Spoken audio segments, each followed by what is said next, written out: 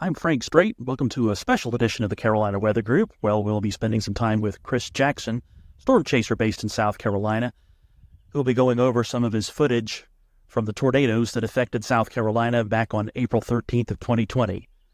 Behind me, you see some of the houses that were involved in that tornado and were demolished by that tornado. As you can see, this time, almost 4 years later, the rebuilding process is complete and the recovery process is finished as well, although there's no doubt that the people who live in this area still have some horrific memories of what happened back on that day in April of 2020.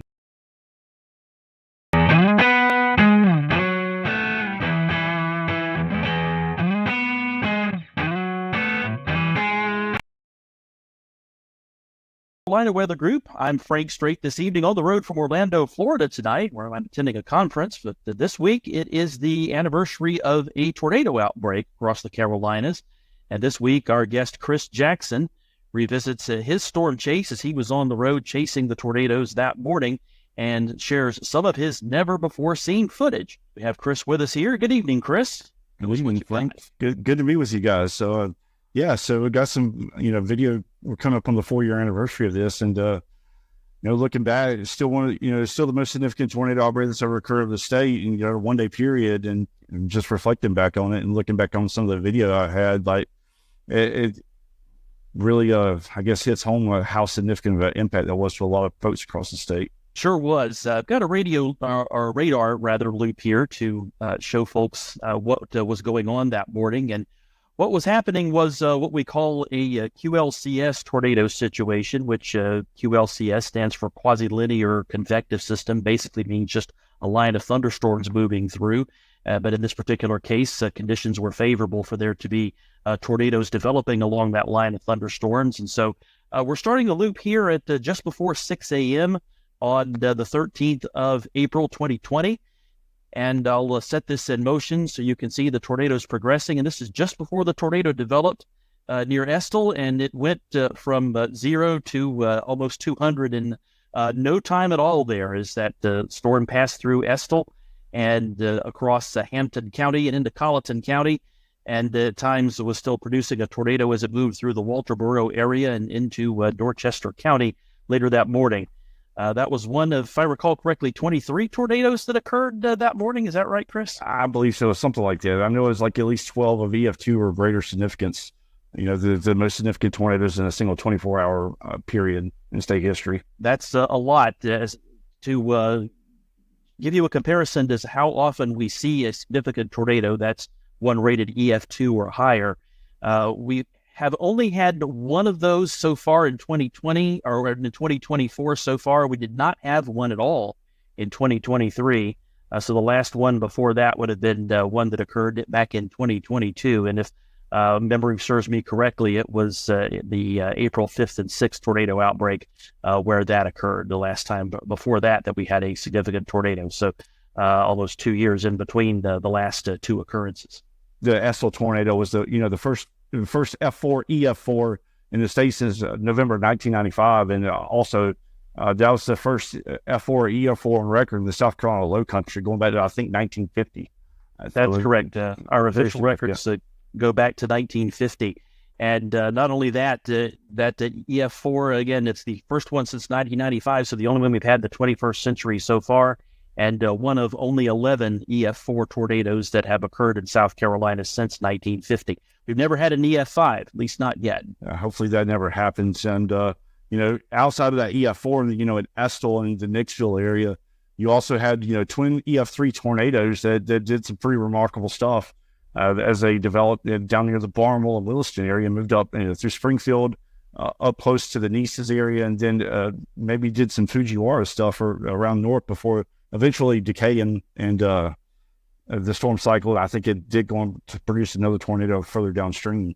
Right. That one had a long track tornado there going across Hampton and Colleton County and into Dorchester County. And I believe it cycled and, as you said, caused another tornado farther off to the east. And if I recall correctly, Berkeley and or Georgetown counties. Yeah, that morning was something pretty significant. And it's something I'm never going to forget. That's for certain.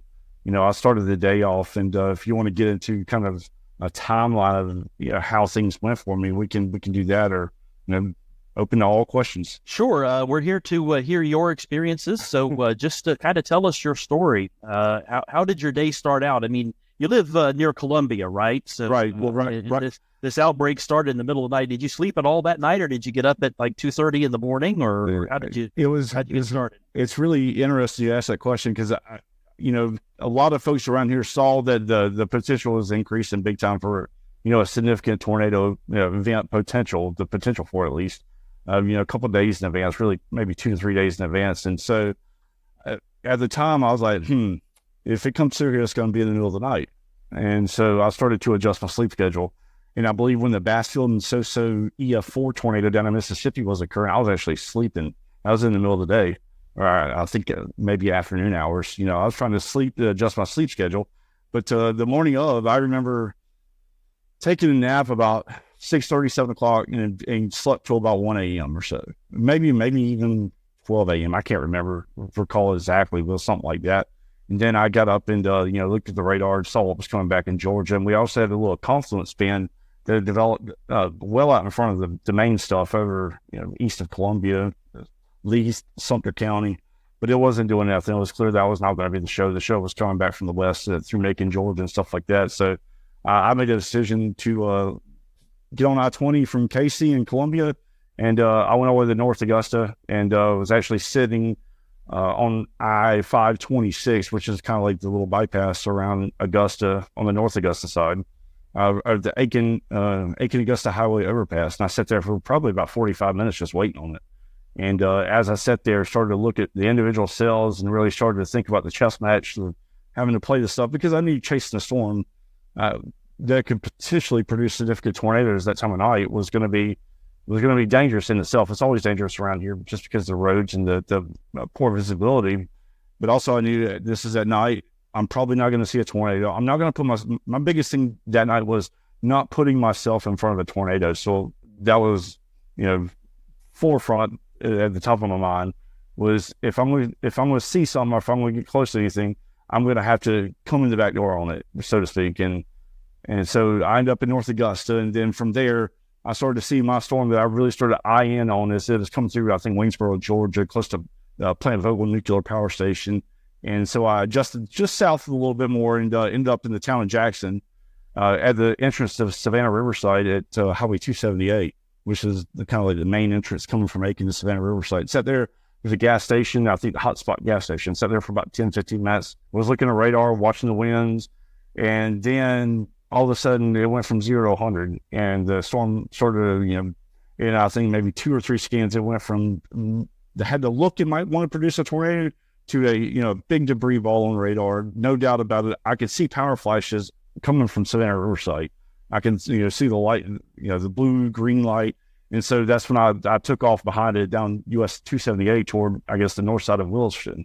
And the tornado crossed the road right in front of me and, impacted a bunch of homes there. And, from there, I contacted the National Weather Service. That was the first thing I did. Is there any, oh my God, it's all gone. I got to call National Weather Service. I'm out here on 278 on the northeast side of Savannah Riverside, SIG-TOR. I've got damage at least an eighth of a quarter of a mile wide. I mean, there's nothing left. The trees are gone. Contact the Weather Service, let them know, hey, there is definitely a damaging tornado in progress. And so that really helped them out. They appreciated it. And from there, I called 911 to Aiken County Dispatch and told them, had multiple homes that were damaged or destroyed, the best I could tell at the time, and told them to get all the help they could on the way. And I knew I was going to be by myself for a while because to even get to where the homes were in my truck, I actually had to jump some pine trees that were laid across the road. And so that was an ordeal. And the first house I came up on, I'll share some video here, and come up on this house, and it's, a nice 1-story, maybe 1,400 square foot house. Half of it's completely gone. And so I go in the front door after I saw a light in a what appeared to be like a bedroom window. I saw a light hit the blinds. So I'm like, there's somebody in the house. And so I went up to the house and I was able to had to force the door in because the house had been jarred off centered. So the door didn't want to open, which is kind of expected. and got in there. It was two elderly folks. Well, I'm gonna say elderly, but they were they were aging in their 60s, and they were in total shock. They were in total shock. They had some minor injuries, some lacerations, stuff like that. And I remember trying to get the lady out of her house, and she said, "Let me grab my car keys out of the kitchen." And I'll never forget. I looked down and said, "Ma'am, your kitchen's gone," because the kitchen was gone. You don't need the keys. You don't need to lock the door. It's like, I hate to be this guy, but your house is destroyed. And, was able to get them out of the house and get them back to my truck. I had some towels. I had a little first aid kit because her husband had gotten some cuts on his face and stuff. And, I made them stay with me until help arrived. And I wanted to ensure that they had a dry roof over their head. At the time, it was, when this occurred, there was still tin falling out of the sky when I called the weather service. I mean, it happened right in front of me. And that was a night. I'll never forget that night. And, from there, I went and checked like 4 more houses. Thankfully, the houses that I did check, either nobody was home or everybody was already fine. They're waiting, in the front yard and shot like everyone else. And, from then, I just stayed in that little general area until after sunrise. The roads were all clogged up. There's no way to get in and out. And so just hung out and waited. And then, let's see, after that, I started to follow the tornado path back to Columbia, because at this point I'm getting tired. Like everything started to wear off on me. Like I kind of want to nap, but I stayed with the tornado's path and, stopped in the town of Nice. And there was a huge search effort going on in the town of Nice. It was actually quite incredible. They had mutual aid from different fire departments from Orangeburg County, I think some other surrounding counties. They had the South Carolina Law Enforcement Division was there with their helicopter. They were actually searching for people that were missing from the tornado. I think there was some children involved with that. And I don't quote me on this, but I believe there was a child fatality in Nice from the same tornado. And, that's heartbreaking. And continue to follow the path all the way up until basically the south side of North Air Force Base, to where I couldn't fly my drone anymore because of FAA regulations around airports, and especially in a military installation like that. And after that, I went home, took a nap. And the next day, found out about Estill. We can go into Estill here in a minute if you want to. Just shared my screen again with NOAA's Damage Assessment Toolkit to give folks some perspective on exactly what we're talking about if you're not from this part of South Carolina, and a lot of our viewers aren't. This is showing the damage path and the damage polygons from these tornadoes that he was talking about. The one that passed just north of Williston, and then a second one that formed just southeast of Williston and moved over toward the Nices and Livingston area and passed just south of north. This off to the east here is Orangeburg, which accidentally zoomed down a little bit, but Orangeburg is here. Columbia is pretty much straight to the north there. And you're going down to US 321 to go into the Nices and Livingston area there in the western part of Orangeburg County. So that tells y'all about where Chris was that night. The biggest thing, for if there's any storm chasers that might watch this that are young or haven't experienced anything like this, it's not worth getting in front of a tornado ever, especially at night in the southeast in a major event where strong tornadoes are likely, where you can't see, and it's going to be rain wrapped anyway. Like, it's just not a recipe for success. So, know your bounds. And my bounds that night were so that if I'm going to see anything, it's going to be coming right from behind it. And that was kind of my one play I had. I knew I only had one play as fast as everything was moving. And, for me, I was able to be somewhere where I was able to actually help someone. So that's a win for me. We'll have more from Chris Jackson in a minute, but first, a few words from this. What an indoor environmental assessment looks like in a commercial building or business? During a full assessment, we collect data throughout the building and compare the measurements room to room. We can also collect samples that go to a lab, such as the small cassette shown here, which will be analyzed for types and amounts of mold in the air. We follow up with a physical inspection, looking for moisture sources and using moisture meters to determine if any of your building materials are wet. Go-ESG.com or 336-373-153 to know your favorite Carolina Weather Group panelists? Well, check out our panelist playlist series. It's back for a limited time only when you listen to the Carolina Weather Group feed on Spotify. Dropping on Saturdays during April and May, you can find out our favorite hobbies, our interests, and get to know our music. It's only available until June, so don't wait. Check out the Carolina Weather Group on Spotify. Scooted the map down a little bit here so y'all can get some perspective on where Estill is if you're not familiar with the South Carolina Low Country. Where my cursor is right now, that's Estill. The tornado went just a little south of downtown Estill, which is one of these don't blink or you'll miss it kind of places. There's I think one traffic light in Estill, if I remember correctly. Correct. So that's where it is. It went just south of Varnville. Walterboro's over here. Like I guess the tornado lifted and then touched back down here again, and touched down again west of Somerville. This is the Charleston area way over here, and right on the edge of the screen down here to the south is Savannah. So that gives you a perspective there. And this the thick gray line is I-95. So that tells you what part of the state you're looking at there. And once I got into Estill, and the town proper was fine. It didn't, see anything from the tornado, but just south of town and over to the community of Nicksville, I ended up going over to Lena Expressway was the first road I went to. And once I arrived there, I was like, whoa, this is a whole different ball game down here. Because the first thing I was greeted with was 4 homes that were just completely destroyed. One, there was no walls left. Actually, no, there was 2 that had no interior or exterior walls left standing. There was a red Chevy Tahoe that was picked up and thrown through the house. I guess what was left of it at the time. This Tahoe went airborne through the house. It went through a mobile home and ended up in the woods behind all this stuff, upside down, surrounded by 18 to 24-inch hardwood trees that had just been mowed down. And that was right off the get-go. I'm like, this is a whole different animal over here as far as intensity. And so I knew, EF3 all day long, probably stronger. That was before the rating had come out. And from there, I began to fly the drone, and I flew over toward, I think it was Washboard Lane, maybe? And there was a house over there that had also been completely leveled. All the exterior walls, all the interior walls have been destroyed. There was rubble. Some of the house was partially swept away. And I just continued to do that all day long. And, before I left the Lena Expressway, I did talk to some victims, and wow, their story. There was a young lady that was asleep in her bedroom, and the tornado, I guess the EAS alert on her telephone woken her up for the tornado warning, and she tried to get up to go, I guess, wake her. I think her grandma or her mom. Don't quote me on whichever one that was. I can't remember. It's been a minute. It's been 4 years, but. She went to go try to get her up and let her know what's going on. And before she could ever make it there, the tornado hit their house, and she woke up about 200 yards behind her house under a pine tree under her mattress. And she had a lot of injuries, but a lot of minor injuries. And, she's extremely lucky somebody was looking out for her that morning, and started to really talk to folks and understand the scope of this. Like, this is a big deal.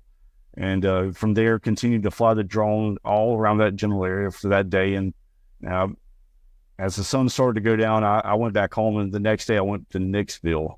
And if you want to talk about Nicksville a little bit before we go into that, we can. So after your experience with the day after, so to speak, in the Estill and Nicksville area, did you do any more picture taking and surveys of the other tornadoes that hit, or had you had enough at that point? To be quite honest, after Nicksville, after you start looking out in time, like a time span, by the time I spent 3 days down there, we're already a week. It's been a week since it happened. And I'm not going to lie, I was a little bit tired. I kind of wanted to just get away from it for a minute and kind of reset. And right. We all have our limits. That's exactly right. And, I would love to have been able to, drone every single square mile of, tornado damage across the state, but there was just so much. And just unbelievable. I never even got to Pickens or really even dove deep into what happened up in Pickens with the EF3 tornado up there. That was the first one of the day. Yeah, the Seneca tornado. Yeah, that happened at like 3:30 in the morning.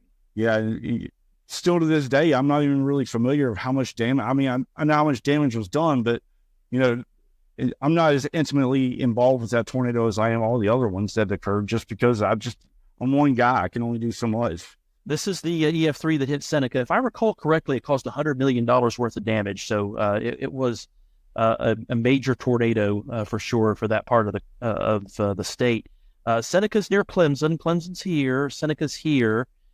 This is Lake Kiowee here and Lake Jocassee at the top part of the screen. There was another tornado that touched down just west of Greenville, and this is Greenville here. So that gives you some perspective on where this was located. This is I-85, this thick line here, which runs, of course, through upstate South Carolina, Spartanburg, Greenville, south of Clemson, near Anderson, and then on into Georgia toward Atlanta. Yeah, I know. I had personal friends of mine that I was on one of the South Carolina Task Force 5. It was a Type 2 urban search and rescue team, which there's 5 of them across the state, and the purpose of those is to mobilize very quickly to get to stuff like this. And actually, our team, which was comprised of Lexington County and Columbia Fire Department, they actually were mobilized to the Seneca tornado. And my old battalion chief actually went up there and they did some searching and stuff. But that was after my fire department days. But, that was such a big event. It taxed every part of the system. But also, I think the system did as good as you could ever hope it to do in that situation. I don't know of anything where I could even be halfway critical of anything that occurred that morning, because I feel like everybody was on top of their game. Right, and it's a good thing. The real problem that night/morning is that it was happening in the middle of the night. It's another cruel thing to have happen, is to have not only it's a significant tornado or a violent tornado, but it's one that's happening in the middle of the night when you're trying to sleep, and you're less likely to get the warnings in a timely fashion. And then on top of that, it's one of these QLCS situations where it's difficult to provide a good lead time. So again, it's another reason why you have to have your plans ready in advance, or else you may pay the price with more than just your belongings, and maybe with your life too. Totally agree with you. Right. So anyway, looking back at the damage assessment toolkit, you can see that family of tornadoes that was caused, I think, by the same embedded supercell in the upstate. There were a few more tornadoes. The first one of the morning or the night there was up by Lake Jocassee. Another one, which was an EF1, I guess, or an EF2 rather, was up in northern Pickens County. A little one just north of Greer there, not far from GSP Airport. And then the family of tornadoes that occurred later on, including the Seneca tornado. And again, that was the opening round there of tornadoes with this event. The ones that we were talking about earlier occurred a few hours later across South Carolina's coastal plain. And it's really, this is something I tell a lot of folks here locally around Columbia, Lexington, that I've known, that I grew up with. I see all the time. As bad as it was, for a lot of the folks, imagine if that would have happened 35 miles to the north, up into, the really populated areas of Lexington, Richland County, or maybe even Aiken, North Augusta, down through all the little towns between there, Clearwater, Graniteville. It could have been so much worse, even as bad as it was. It sure could have been. I mean, an event like that, had you taken that family of tornadoes that went across the coastal plain there and displace it up to the I-20 corridor, you may be talking about the kind of damage and loss of life that occurred with the Horrell Hill tornado back in 1924. That's South Carolina's worst tornado in terms of fatalities. Memory serves me correct, 75 people died in that storm, and that's just from the tornado. There was considerable damage from the tornado, and the parent supercell caused Columbia's worst hailstorm on record, I think. So that was an impressive storm, and something that could have happened again if that same supercell would have followed a similar track to the one back in 1924. Absolutely, totally agree with you on that. Also, everything happens for a reason, and I'm just, as bad as it was, like I said, for those folks that morning, I'm glad it wasn't worse. And going forward, I hope people do have a plan in place. I know. I certainly try to message it when there's a threat, for folks to take it seriously, to not mess around, and not go outside and try to find the tornado, because most of the time it's not going to work around here. That's right. Yeah. But that especially the whole experience, it was incredible. I just hate for the folks that lost loved ones, and lost all their belongings, lost all their livelihood, lost their homes. that had to just start all over. That's heartbreaking to see. Happy to report that that the recovery process is complete, I guess, in that area, as you saw from that video that we opened with. The homes have been rebuilt. If you look in the forest, you can still see some damage, and you'll see some photos from that as well that we'll put in here.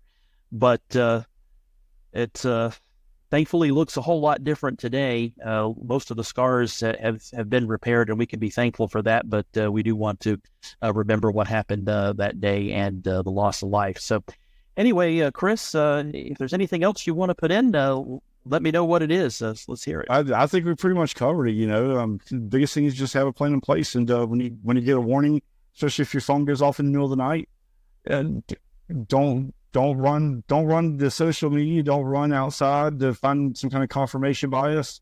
Go to your safe place. Right, absolutely. Get to the safe place first. Get yourself, your family, and if your time permits, the pets. If your house is not already getting blown up, take the pets down there too. But get to your safe spot and then assess the situation. Don't do it when you hear the phone blow up in the middle of the night and say, "Oh, let's check the radar," some meteorologists like me or tend to do in those situations. Now, you got to get to your safe place first, and then decide what needs to happen next. But I appreciate the time you guys took to have me on for tonight and kind of recap those experiences. Sure, Chris. We'd love to have you on to tell your stories, and this is one that definitely needs to be told. It certainly is some part of South Carolina's history that deserves to be remembered, to borrow a phrase from another well-known YouTuber. So anyway, in wrapping things up, before I do, I want to point out that you can get more detailed safety for tornadoes and other types of disasters that can happen in South Carolina from SCEND's website, the Emergency Management Division at SCEND.org, and ready.gov also has that information spelled out clearly for you, no matter where you live, whether it's South Carolina, North Carolina, or another part of the country. So I think it's time to wrap it up, Chris. So thanks for being with us tonight. And again, we appreciate you telling your story. Tell us where we can find you on social media. Yeah, you can find me on social media at Chris Jackson SC, like South Carolina, on Twitter or X. And on Facebook, you can find me at South Carolina Weather on Facebook. And Instagram is the same as Twitter, Chris Jackson SC. And if anybody has any questions, or if you were impacted by one of those tornadoes, I actually had someone reach out to me last week via Facebook asking if I had any video from a particular location that they were impacted by the tornado. I've got, dare I say, over 100 videos from all the damage and stuff that I've seen, flown, whatnot. If there's something you're curious of, shoot me a message. Absolutely. Well, Chris, once again, thanks for joining us. And that's going to do it for this week here on Carolina Weather Group. Stay subscribed, and we'll be back next week with another episode of the Carolina Weather Group. For Chris Jackson, I'm Frank Strait. Thanks for joining us tonight, and look forward to seeing you again soon.